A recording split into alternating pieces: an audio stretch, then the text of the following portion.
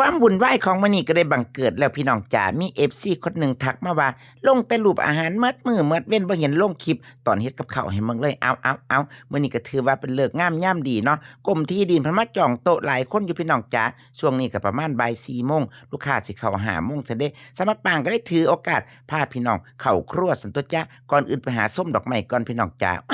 มันก็สิแม่นมักคักมักแน่เนาะดอกไม้สำหรับปางจ๋าเริ่มต้นด้วยน้องน้ำจ้าน้องน้ำก็ได้จัดโต๊ะทั้งหน้าท่าลูกค้าแล้วมีเวลาเตรียมตัวอยู่ประมาณ1ชั่วโมงพี่น้องจ๋าตอนกลางวันครัวมาปางก็ได้ขายปกติแล้วพี่น้องจ๋าก็มีลูกค้าปกติเข้าแต่ช่วงบ่ายเพิ่นเหมาร้านแล้วสำหรับปางก็สิจัดให้ส่วนตัวบุญไหว้อยู่เด้อพี่น้องจ๋าอีมาลงชงชางชงเชงชงเชงจักแม่นหยังเป็นหยังสำหรับปางก็สิเข้าเตาก่อนละพี่น้องจ๋าช่วงนี้ยกแรกแหกหมานจ้าให้แม่พญานำร่องก่อนจ้าผัดไทยกุ้งสดเสิร์ฟไปแบบรัวๆจานใหญ่เด้อเจ้าค่ะโอ้อันนั้นก็มันเซฟคู่บุญสำหรับปางเด้อจ้าน้องจิ๋วจ้าเพิ่นชื่อจิ๋วจ้าอุ๊ยจิ๋วอีหลีติมาจิ๋วมาแจ๋วแต่พี่น้องจ๋า ซื้อจิ๋วมาผู้ใหญ่แต่ผู้เบาจ๋า หยอกเด้อพี่น้องจ๋าอยู่น้ำกันหยอกกันเสมอจ้าหน้าเตาก็มี2สาวดาวยั่วนะพี่น้องจ๋ายกแรกแหกหมันสะบะป่างคนโก้กับพี่แจ็คบูก็สิขึ้นหน้าเตาแบบรัวๆส่วนตัวผัดไทยจานใหญ่ไปแล้วต่อไปก็สิแกงส้มตัวพี่น้องจ๋าลูกค้าก็สั่งหลายอย่างอยู่สะบะป่างก็ไล่บ่ถึกเนาะเอาเป็นว่ามึงกันไปทีละเมนูกันแล้วกันห้าลังเทียก็ทายท่านห้าลังเทียก็ทายบ่ทันพี่น้องจ๋าเทิงตั้งกล้องถิ่มไว้ก็เทิงเฮ็ดออเดอร์เป็นสีส่วนทรงส่วนซานอุ้ยแม่นมาป่างเจ้าใส่ความสามารถให้ FC เจ้าคักเนาะเอาก็ฟังว่า FC อยากมึงเนาะจ้ะเนาะก็เทิงเฮ็ดงานไปลากกล้องแล่นหน้าแล่นหลังสุดที่ถ่ายภาพนิ่งสุดท้ายวิดีโอแต่ก็เก็บมาได้ด้วยความทุลักทุเลแหละพี่น้องจ๋าเก็บภาพมาฝาก FC จ้ะไปไสอีกแล้วนั่นเอาก็ฮักสิห้าวกล้องไปถ่ายอาหารเนาะบัดนี้ เฮ็ดแล้วก็สิถ่ายอาหารนั่นตัวมีเนื้อลวกจิ้มเอ็นไก่ทอดแกงส้มจะแล้วไปจะมาแล่นหน้าแล่นหลังแต่พี่น้องจ๋าสำหรับปางสิว่าถึงแม้มีเสพ2คนรสชาติอาหารก็เหมือนกันนะเจ้าค่ะสาวมะปานเทรนเองกับมือเจ้าค่ะปรุงแบบใดก็ปรุงคือกันเด้อพี่น้องจ๋าห้ามเฮ็ดเกินเด้อสำเฮ็ดเกินสำหรับปางสิให้เด้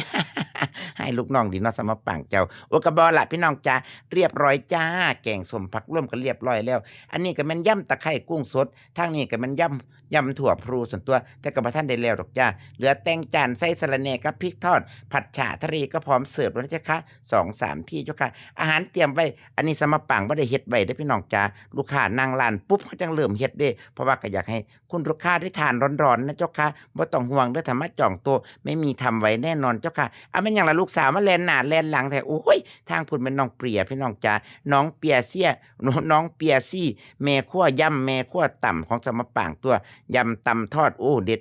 สาวหน่อยคนนี้สาวหน่อยมหัศจรรย์ของสมปางอันนี้สมปางกระเทศมากับมือคือกันแล้วพี่น้องจ๋าเอาเป็นว่าจับมือทำจับมือตำกันแบบว่ารอบต่อรอบเลยย่ำกับว่าสอนกันทีละอย่างถือว่าโอ้เป็นที่พึ่งพอใจสำหรับโอ้ยคลิปยาวแล้วเขาก็จักว่าสิพักอีหยังเขาก็ลงหน้าลงหนังเหลืออีหยังล่ะสมปางจ๋าอ้าวผัดอีหยังล่ะนั่นจ้ะโอ้ผัดกันกะเพราหมูกรอบแม่นบ่ล่ะเดี๋ยวก็คิดก่อนเด้อพี่น้องจ๋ากะเพราไข่เยี่ยวม้าหมูกรอบโอ้กะเพราไข่เยี่ยวม้ากะเพรากรอบสำหรับโอ้ยเว้ากันลงหน้าลงหลังเนาะไปเอาอาหารไปเสิร์ฟเพิ่นน้องน้ำจ๋าลูกค้านั่งโต๊ะได้พักนึงแล้วข้าแต่พากลงหน้าลงหลังคลิปมันยาวพี่น้องจ๋าโดนๆสมปางสิได้ลงคลิปยาวให้เที่ยนึงเนาะเพราะว่าช่วงนี้ก็จึงยุ่งอีหลีเลยพี่น้องจ๋าไหนสิออกไปถ่ายคอนเทนต์คลิปตลกตะแลงไหนสิมาธุรกิจร้านอาหารเทิงเจ้าของอยู่ในครัวเองพร้อมกับเป็นสียางๆอันนี้สาวไข่มุกเด้อพี่น้องจ๋าสาวเสิร์ฟสมปางซื้อสาวไข่มุกกับน้องน้ำจ้าเอ้าข้าวผัดจานใหญ่ก็มาอีกจานนึงพร้อมเสิร์ฟเจ้าค่ะพี่น้องจ๋าก็สิประมาณนี้ล่ะจ้ารีวิวในครัวเนาะในครัวมันสิมีหยังมันก็มีแต่ควนกับหม้อกระทะชงช้างสิล่ะพี่น้องจ๋า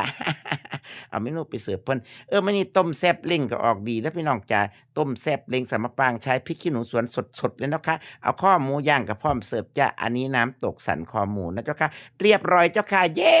โอ้ยวุ่นวายหลายเติบเลยล่ะมื้อนี้โอ้ผ่านไปได้ด้วยดีจ้า